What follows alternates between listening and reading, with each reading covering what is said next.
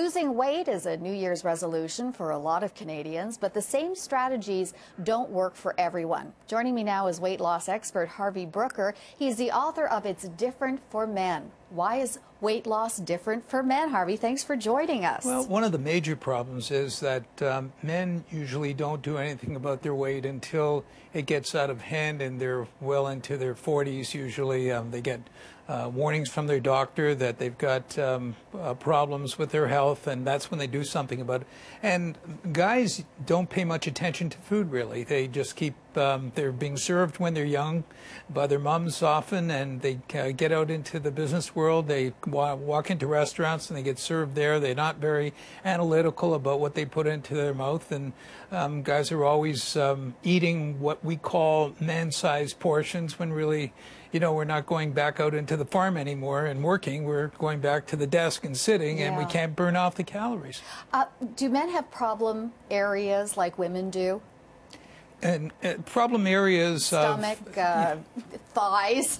Well, usually guys will talk to me in confidence about things that really affect them, but the most important thing that men that I see, I get the over 40 crowd coming to me normally, although I have younger guys that do come in their 20s because they want to get the problem solved. What they're there for is to correct their weight before it becomes a health hazard to them. And usually diabetes, high blood pressure, cholesterol, sleep apnea, things of that nature.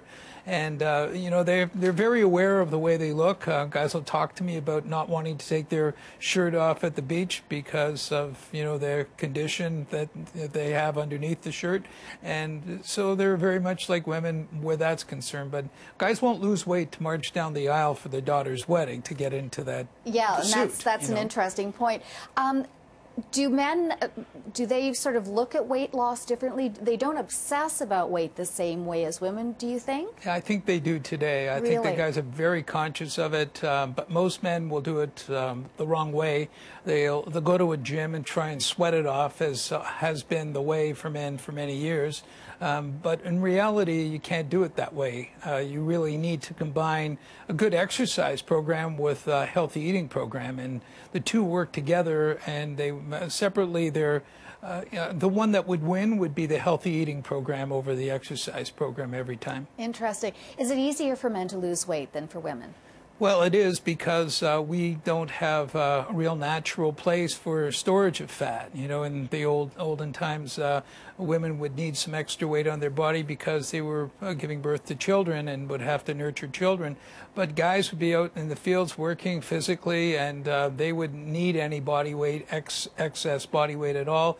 And today, there's no natural place for weight to be stored, so most guys get it around the midriff, where it becomes very dangerous. They get the visceral fat that affects not only the exterior that you can see, but the omental fat, which surrounds the organs, the internal organs of the body. Give us 3 tips for men.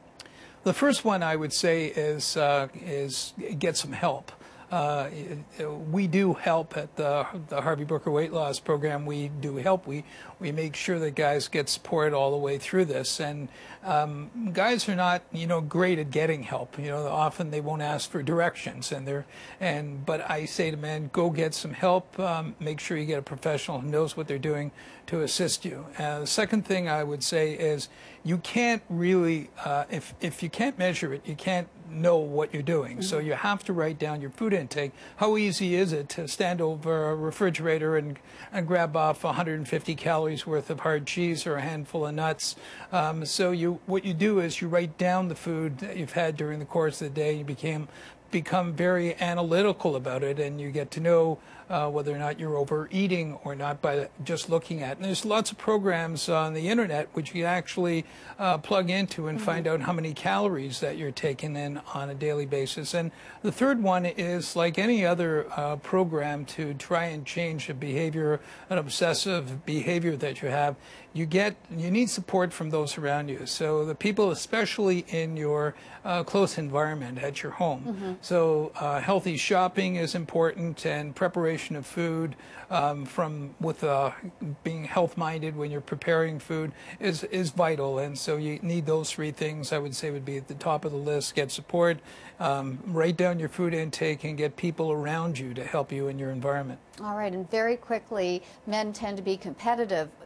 Betting who can lose more weight, does that sort of incentive never works. work? You know, it never works. Event weight losses never work. I'm going on a holiday, I'm going to lose weight. My daughter's getting married, I'm going to lose weight. In the long run, it's a short-term thing. It has to be permanent change, and it has to be a training like anything else. It takes a long period of time. The average man who comes to me, I usually see about a year and a half, 2 years before the change takes place. Interesting.